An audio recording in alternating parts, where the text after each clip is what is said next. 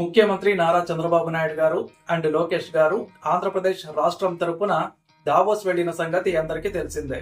And లక్షల కోట్ల పెట్టుబడులు తెచ్చారు అని వార్తల్లో చూసే ఉంటాం. కానీ బాబు గారు దావోస్ లో అడుగు పెట్టినప్పటి నుండి తిరిగి రాష్ట్రానికి వచ్చే వరకు అసలు ఏం చేశారు మొత్తం ఈ ఒక్క వీడియోలోనే చెప్తాను. ముందుగా అండ్ ముఖ్యంగా ఆంధ్రప్రదేశ్ భవిష్యత్తు కోసం ఒక భారీ వ్యూహం సిద్ధమైంది అని చెప్పొచ్చు. కేవలం 4 రోజుల్లో ఇన్ని వేల కోట్ల పెట్టుబడులను ఎలా తేగలిగారు? ఇది కేవలం ఒక విదేశీ పర్యటన మాత్రమేనా, లేక ఆంధ్రప్రదేశ్ దశను మార్చే అసలైన మలుపా? అంటే మరి 2025లో కుదిరిన 2.5 లక్షల కోట్ల ఒప్పందాలు ఇప్పుడు ఏమైనట్లు?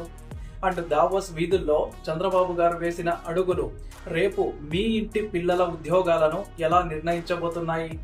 అసలు ఆ 4 గోడల మధ్య ప్రపంచ అపర కుబేరులతో చంద్రబాబు గారు ఏం మాట్లాడారు మొత్తం చెప్తాను. ఈ ఒక్క వీడియో చాలు. అసలు స్విట్జర్లాండ్లోని దావోస్ అంటేనే ప్రపంచ ఆర్థిక ముఖ చిత్రాన్ని మార్చే ఒక గొప్ప వేదిక అన్నమాట. అక్కడ అడుగు పెట్టడమే ఒక ఎత్తు అయితే అక్కడ మన రాష్ట్రం వైపు అందరినీ తిప్పుకోవడం మరో ఎత్తు. సరిగ్గా జనవరి 19న చంద్రబాబు నాయుడు గారు తన బృందంతో కలిసి అక్కడ అడుగు పెట్టారు. అది కేవలం ఒక పర్యటన కాదు, ఒక యుద్ధం అన్నట్టు. రాష్ట్రానికి పెట్టుబడులు తీసుకురావాలనే కసితో సాగిన ఒక మేధో మథనం. బట్ గతంలో దావోస్ అంటే కేవలం సంతకాలకే పరిమితం అనే విమర్శలైతే ఉండేవి. కానీ ఈసారి సీన్ మారింది. చంద్రబాబు గారు వెళ్లిన మొదటి రోజే ఒక స్పష్టమైన లెక్కతో బయటకొచ్చారు. అప్పుడు 2025లో ఇదే దావోస్ వేదికగా జరిగిన చర్చల ఫలితంగా ఇప్పటికే 2.5 లక్షల కోట్ల రూపాయల పెట్టుబడులు గ్రౌండ్ అయ్యాయి. అంటే ఆ కంపెనీలు ఇప్పటికే పనులు మొదలుపెట్టాయి. ఇది అందరినీ ఆశ్చర్యపరిచిన విషయం. మాటలు కాదు, పనులు కనిపిస్తున్నాయని ప్రపంచ పారిశ్రామికవేత్తల నమ్మకం ఇక్కడే మొదలైంది. ఇక బాబు గారు పర్యటన ప్రారంభమైన మొదటి రోజే జ్యూరిచ్లో తెలుగు వారితో సమావేశమయ్యారు. అక్కడ చంద్రబాబు గారు ఒక సంచలన ప్రకటన చేశారు. ఏంటి అంటే ఎన్ఆర్ఐలు రాష్ట్రంలో పరిశ్రమలు పెట్టడానికి 50 కోట్ల రూపాయల కార్పస్ ఫండ్ ను ప్రకటించారు. ఇది కేవలం డబ్బు కాదు, విదేశాల్లో ఉన్న తెలుగు మేధస్సును తిరిగి సొంత ఊరికి రప్పించే ఒక బలమైన సంకేతం అన్నమాట. And Ratan Tata innovation hub ద్వారా ప్రతి ఒక్కరికి అండగా ఉంటామని భరోసా ఇచ్చారు. అక్కడి నుంచే అసలైన గేమ్ మొదలైంది. ఏరోస్ ఇన్నోవేషన్ ఫౌండర్ కిషోర్ లుల్లాతో భేటీ అయ్యారు. అండ్ ఆంధ్రప్రదేశ్ ను ఆర్టిఫిషియల్ ఇంటెలిజెన్స్ హబ్ గా మారుస్తామని చెప్పారు. AI creative tech hub, generative AI, digital content economy, ఇలాంటి పదాలు వింటుంటే మనకు ఏదో సినిమా కథలా అనిపించవచ్చు. కానీ రేపు మన యువత చేసే సాఫ్ట్వేర్ ఉద్యోగాలన్నీ వీటి చుట్టూనే తిరగబోతూ ఉన్నాయి. అండ్ మరో కీలకమైన అడుగు Abu Dhabi economy minister Abdullah bin Touq Al మర్రీతో జరిగిన సమావేశం. ఇది ఆంధ్రప్రదేశ్ రైతులకు ఒక గొప్ప వరం కాబోతోంది. ఎందుకు అంటే దుబాయ్ ఫుడ్ క్లస్టర్ ను ఏపీలో ఏర్పాటు చేయాలని ప్రతిపాదించారు. అంటే మన పొలాల్లో పండే కూరగాయలు, పండ్లు నేరుగా దుబాయ్ మార్కెట్లకు చేరుకుంటాయి. మధ్యలో దళారులు ఉండరు అండ్ ధరలు కూడా తగ్గవు. అండ్ ఫుడ్ ప్రాసెసింగ్, అక్వాటెక్ రంగాల్లో యుఏఈ పెట్టుబడులు పెట్టేందుకు అంగీకరించింది. అంటే మన గ్రామీణ ఆర్థిక వ్యవస్థ ఒక కొత్త ఊపిరి పోసుకున్నట్లయింది.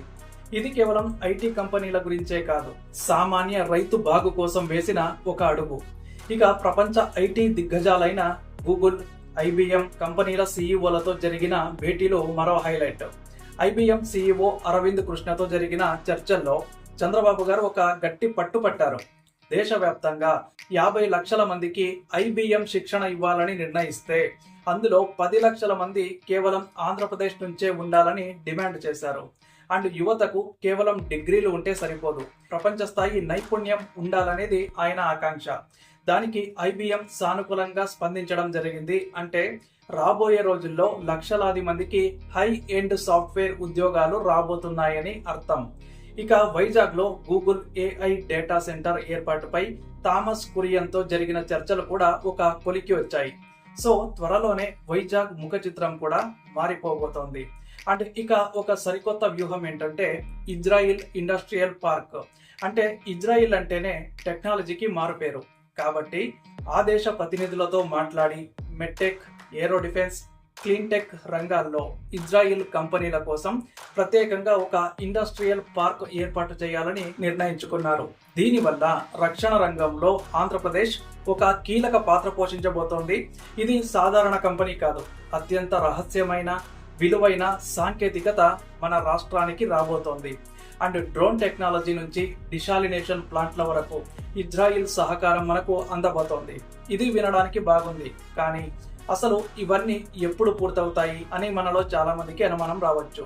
ఇక్కడే చంద్రబాబు తన అనుభవాన్ని చూపిస్తూ ఉన్నారు. గాలిలో దీపాలు పెట్టడం కాకుండా స్పెసిఫిక్ టైమ్ లైన్స్ పెట్టుకుని ముందుకు సాగుతున్నారు.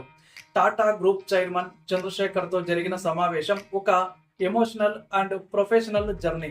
రతన్ టాటా గారి జ్ఞాపకాలను గుర్తు చేసుకుంటూనే ఏపీలో టాటా ప్రాజెక్టులను వేగవంతం చేయాలని కోరారు.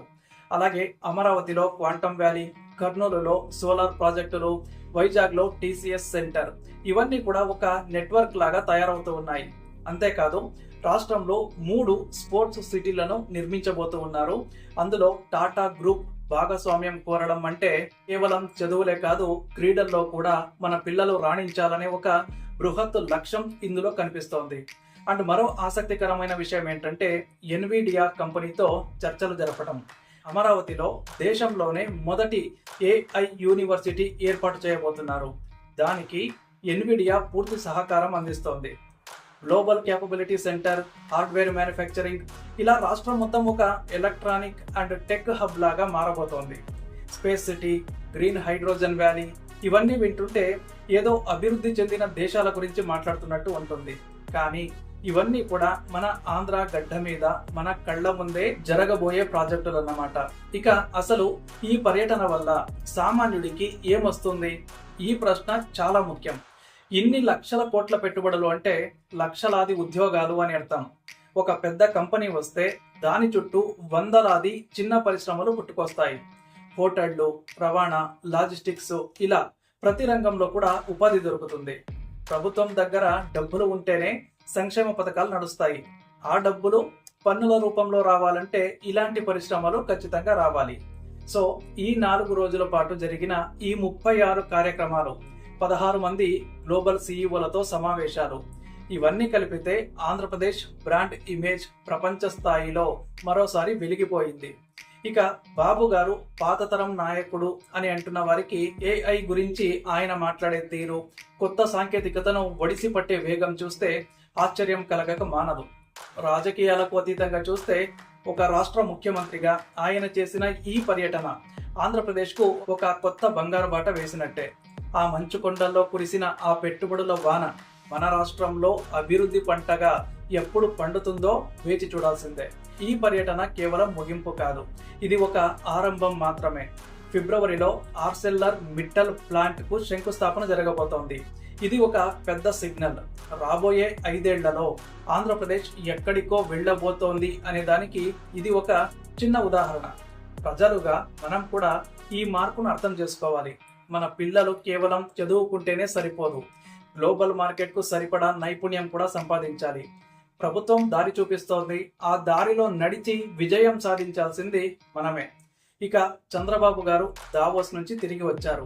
కానీ ఆయన తెచ్చిన ఆలోచనలు, ఒప్పందాలు ఇప్పుడు మన రాష్ట్రంలో పరుగులు పెట్టాలి.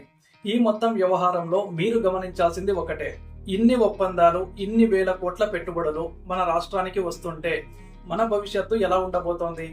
రేపటి తరం కోసం మనం సిద్ధంగా ఉన్నామా? ఈ మార్పులో మీ పాత్ర ఏమిటి? అండ్ అలాగే చంద్రబాబు గారి దావోస్ పర్యటన మీకు ఎలా అనిపించింది? కామెంట్ చేయండి. అలాగే మన ఛానల్ను సబ్స్క్రైబ్ చేసుకొని పెట్టుకోండి.